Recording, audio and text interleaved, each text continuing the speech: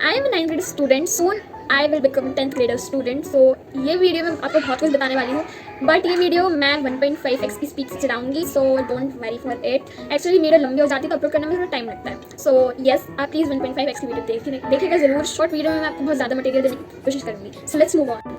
जैसे कि आप जानते हैं कि मेरी सोशल की एग्जाम अभी खत्म हुई है एंड अभी मेरे पास ओनली 2 एग्जाम बची है, इंग्लिश और एआई की. वो भी 6 डेज बाद खत्म हो जाएंगे ओवरऑल. एंड उसके बाद मैं आ जाऊँगी 10th क्लास में. Soon I will become 10th grade students.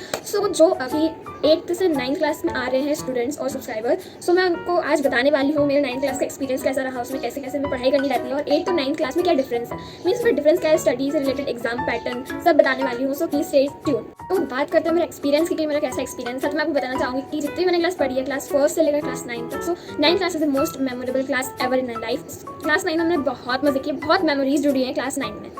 सो अब बात करते हैं उन स्टूडेंट्स की जो क्लास 8 से 9 में आ रहे हैं. मैं पहले डिफरेंस बताना चाहूँगी दोनों क्लास के बीच का. दोनों क्लास एक्चुअली बहुत डिफरेंट है यार. मतलब मैंने सोचा भी नहीं था दोनों क्लास इतनी डिफरेंट हो सकती है.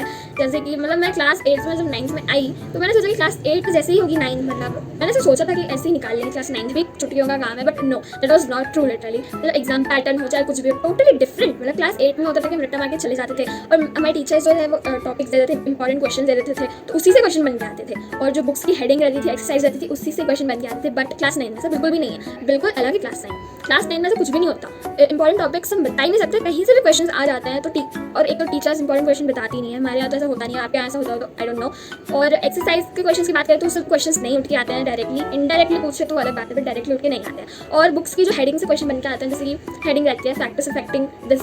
सो ऐसे 8th में आ जाते थे कि what are the factors affecting this. But class 9 में से कुछ भी नहीं होता, बस सब इनडायरेक्टली पूछा जाता है कि बच्चा कंफ्यूज हो जाए. तो मैंने ये मिस्टेक करी थी क्लास 9 में कि मैंने क्लास 9 को हल्के में ले लिया था पहले तो. सो PT 1 में मेरे मार्क्स अच्छे नहीं आए थे, इसका ये सोच के मतलब मैंने हल्के में ले ली थी क्लास 9. बट आप प्लीज़ हल्के में मत लीजिएगा, ये बहुत इंपॉर्टेंट क्लास होती है क्लास 10 का बेस बनाने के लिए. सो आप प्लीज़ अच्छे से पढ़िएगा इंपॉर्टेंट टॉपिक, मतलब लाइन टू लाइन आपको बुक को अच्छे से पढ़ना है. जो बायो वाला पार्ट रहता है ना, उसमें तो एक एक लाइन इंपॉर्टेंट रहती है, मोस्ट इंपॉर्टेंट. सो प्लीज़ आप लाइन टू लाइन पढ़िएगा.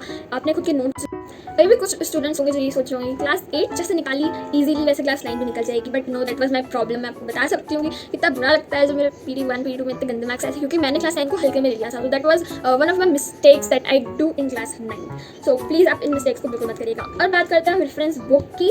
मैंने एक्चुअली कोई रेफरेंस बुक नहीं ली है, बट आखिरी में मैंने आखिरी के 3-4 हफ्ते में मैंने वो अरिहंत सैम्पल पेपर सॉल्व किए थे. अगर 10 सैम्पल पेपर्स अरिहंत की, वो साइंस और मैथ्स मैंने ली थी, जो कि अच्छी, मतलब मुझे अच्छी लगी, एक्सपीरियंस था. एंड NCERT इज मस्ट और should important book for you guys. अभी आपको रेफरेंस बुक लेने की कोई ज़रूरत ही नहीं है, क्योंकि अगर 9th में असली रेफरेंस बुक, असली मज़ा पढ़ाई का तो 10th में शुरू होता है. सो अगर आप रेफरेंस बुक ना ले तो भी आप इजली क्लास 9 को निकाल सकते हैं. बस आपको अच्छे से पढ़ाई करना होगा और NCERT को सॉल्व करना होगा. मैं बताती हूँ मैथ्स में, मेरा पेपर हुआ मैथ्स का जस्ट, उसमें मैं आपको बताना चाहूँगी कि आप एग्जाम्पल सॉल्व कर लीजिएगा ज़रूर. चाहे PT 1 की बात करें, PT 2 की, आप प्लीज़ एग्जाम्पल सॉल्व करिएगा और एक्सरसाइज के सारे क्वेश्चन अच्छे से देख लीजिएगा. और सर या फिर मैम कोई कॉन्सेप्ट समझाएं, कोई डाउट हो तो आप प्लीज़ उनसे पूछ लेगा, क्योंकि क्लास 9 में आपको कॉन्सेप्ट क्लियर करना बहुत ज़रूरी होता है, जो कि मैंने मिस्टेक्स करी थी. सो मैं चाहती हूँ कि आप ऐसे मिस्टेक ना करें. सो रेफरेंस बुक की आपको कोई ज़रूरत नहीं है, आपको बस NCERT में ध्यान देना है. एंड अगर आपको एक्स्ट्रा पढ़ना चाहते हैं ऑनलाइन से, तो मैं आपको बताना चाहूँगी कि next topper is my favourite batch ever. Actually मैं कोई बैच नहीं लूँगी 10th में, मैं बैच नहीं लूँगी, कभी मैंने बैच लिया नहीं है, बट ऑनलाइन जो उनके मटेरियल्स होते थे उनको मैंने स्टडी किया है अच्छे से, सिर्फ वो कर सकते हैं.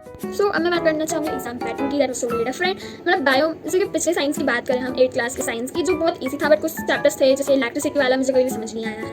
और क्लास जो 9th के चैप्टर्स है ना, वो भी ईजी रहे हैं, बट उसमें जो याद करने की चीज़ होती थी ना, जो मटेरियल होता था वो बहुत ज़्यादा होता था, बट डीप में कॉन्सेप्ट्स थे, तो उसको थोड़ा समझना मुश्किल रहा मेरे लिए.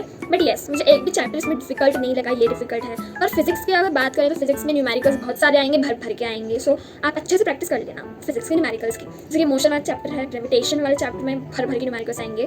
So yes, this is my experience. मतलब एग्जाम पैटर्न टोटली डिफरेंट होता है. मतलब क्लास 8 में नॉर्मली छोटे मोटे क्वेश्चन आते हैं जो कि ईजिली हम छुट्टियों में सॉल्व कर लेते हैं, but in class 9 that was not. So that's all for today's video. I hope you like this and please don't forget to subscribe. And मैं अपना फेस रिवील नहीं कर सकती, मेरा नाम भी रिवील नहीं कर सकती, सो सॉरी. एंड आपको वीडियो अच्छी लगी तो प्लीज़ सब्सक्राइब कर लीजिएगा. And thanks for watching. Bye bye.